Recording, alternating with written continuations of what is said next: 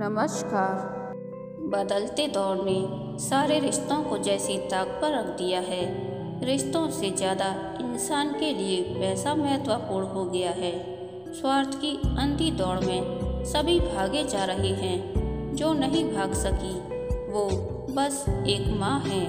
सुनते हैं आज की कहानी, माँ का हृदय। राजेश एक बहुत ही होनहार लड़का था।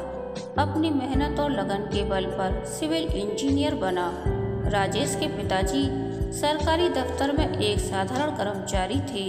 उनकी बहुत ज़्यादा आमदनी नहीं थी, पर जितना कमाते थे उसमें उनकी गुजर बसर आराम से हो जाती थी। राजेश की माँ बहुत ही सीधी सादी और दयालु महिला थी। राजेश अपनी पढ़ाई पूरी कर लेने के बाद बड़े शहर में जाकर नौकरी करने लगा, जहां उसे अपनी कंपनी की कलीग से प्यार हो गया और दोनों ने शादी भी कर ली। राजेश का काम बहुत अच्छा चल रहा था, जिसकी वजह से उसे अमेरिका से नौकरी का ऑफर मिला। राजेश अपनी पत्नी के साथ अमेरिका नौकरी करने चला गया।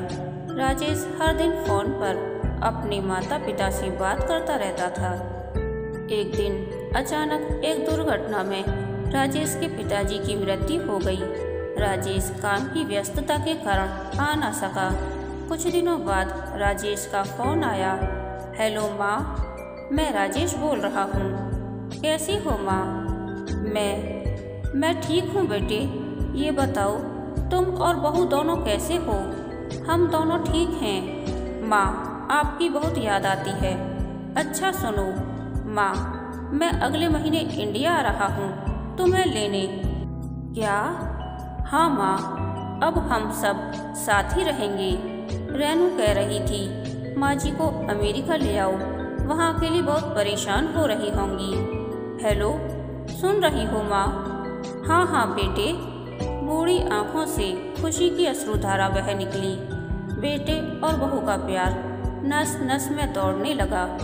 जीवन के 70 साल गुजार चुकी गायत्री ने जल्दी से अपने पल्लू से आंसू पोंछे और बेटे से बात करने लगी। पूरे 2 साल बाद बेटा घर आ रहा था। बूढ़ी गायत्री ने मोहल्ले भर में दौड़ दौड़ कर ये खबर सबको सुना दी। सभी खुश थे कि चलो बुढ़ापा चैन से बेटे और बहू के साथ गुजर जाएगा।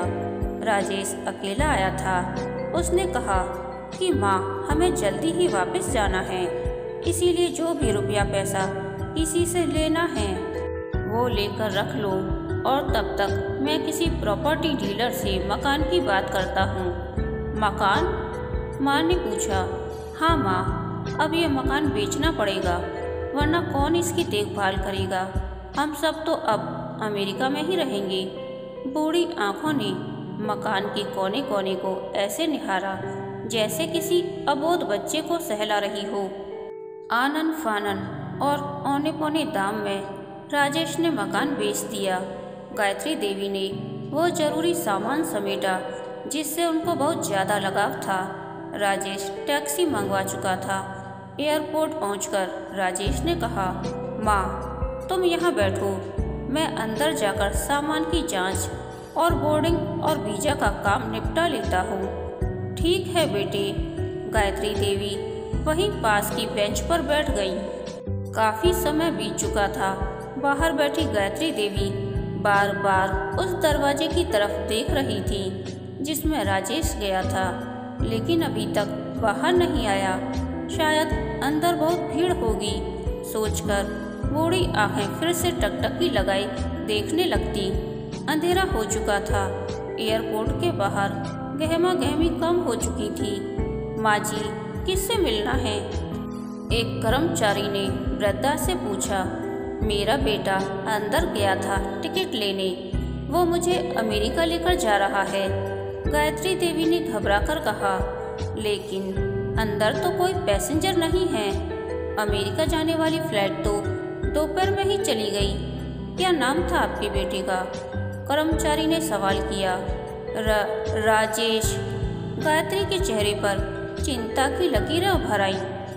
कर्मचारी अंदर गया और कुछ देर बाद बाहर आकर बोला, माँ जी, आपका बेटा राजेश तो अमेरिका जाने वाली फ्लाइट से कब का जा चुका।